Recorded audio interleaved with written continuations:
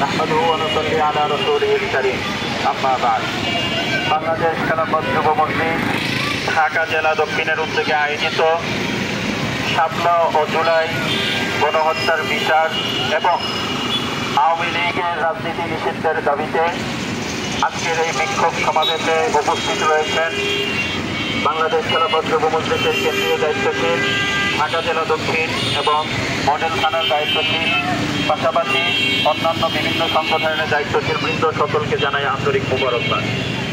সম্মানিত উপস্থিতি, সংগ্রামী সাথী ও বন্ধুগণ, জুলাই এবং শাপলার যে ভয়াবহ হত্যাকাণ্ড ঘটেছে এটা আমরা সোশ্যাল মিডিয়ার মাধ্যমে, বিভিন্ন মিডিয়ার মাধ্যমে আমাদের সামনে স্পষ্ট।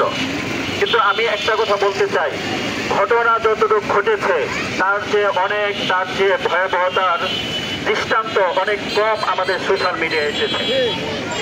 শাপলা চত্বরের ঘটনার সময় যেহেতু আওয়ামী লীগের শাসনামল ছিল, তারা সম্পূর্ণ ঘটনাকে ধামাচাপা দিয়েছে এবং জুলাইয়ের হত্যাকাণ্ড তারা ধামাচাপা দেওয়ার চেষ্টা করেছে। সংগ্রামী সাথী ও বন্ধুগণ, এই আমাদের দাবি স্পষ্ট। জুলাই এবং শাপলার গণহত্যায় যে সমস্ত শহীদরা শহীদ হয়েছেন, নিজেদের জীবন দেশ এবং ইসলামের তরে নিজেদের জীবন বিলিয়ে দিয়েছেন, তাদেরকে রাষ্ট্রীয়ভাবে বীর শহীদের মর্যাদা প্রদান করতে হবে। সম্মানিত সংগ্রামী সাথী ও বন্ধুগণ, এই সরকারকে আমরা অনুরোধ করব, আমরা শুরু থেকেই বলে আসছি, সরকারকে যত রকমের সহযোগিতা দরকার তত রকমের সহযোগিতা আমরা করে আসছি। কিন্তু আমরা বারবার দেখতেছি যারা শাপলার সাথে সংশ্লিষ্ট ছিল এবং যারা বিগত সরকারের আমলে যারা বিভিন্ন জুলুম নির্যাতনের শিকার হয়েছেন, আজ তাদের জীবন, আজ তাদের নিরাপত্তা অনিশ্চয়তা ভুগতেছে। আমরা সকল ফ্যাসিবাদ সরকার বিরোধী সকল বীরদের পূর্ণ নিরাপত্তা নিশ্চয়তার দাবি আমরা আজকের মন থেকে করতেছি। পাশাপাশি আজকে যেহেতু আমরা কেরানীগঞ্জের একটি ঐতিহাসিক স্পটে দাঁড়িয়ে আছি, আমাদের গতকালকে কেরানীগঞ্জে একটি ভয়ঙ্কর রকমের দুর্ঘটনা ঘটে গিয়েছে।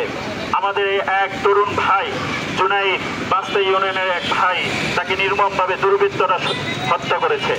অনেকেই দাবি করছে এটা ছাত্রলীগ এবং আওয়ামী লীগ সন্ত্রাসীদের কাজ। আমরা জানি না কার কাজ, কিন্তু আমরা প্রশাসনকে আজকে এই মঞ্চ থেকে দাবি তুলতে চাই, দ্রুত তদন্ত করে জুনাইদের হত্যাকারীদের গ্রেফতার করে বিচারের আওতায় আনতে হবে। সংগ্রামী সাথী ও বন্ধুগণ, আমরা আজকে এই মঞ্চ থেকে এই দাবিটি সর্বশেষ করতে চাই, সেটি হলো শাপলা হয়েছিল শাহবাগের মোকাবেলায়। শাহবাগ না হলে শাপলার কোনো প্রয়োজন ছিল না। সুতরাং শাহবাগীদের কোন রকম আস্ফালন এদেশের মানুষ বরদাস্ত করবে না। সংগ্রামী সাথী বন্ধুগণ, আমরা সর্বশেষ সকলের প্রতি দেশের এবং ইসলামের স্বার্থে যেই কোনো ঐক্যবদ্ধ আন্দোলনে স্বতঃস্ফূর্ত অংশগ্রহণের দাবি জানিয়ে আমরা আমাদের বক্তব্য এখানেই শেষ করছি। ওয়া আখিরু দাওয়ানা আলহামদুলিল্লাহি রাব্বিল আলামিন।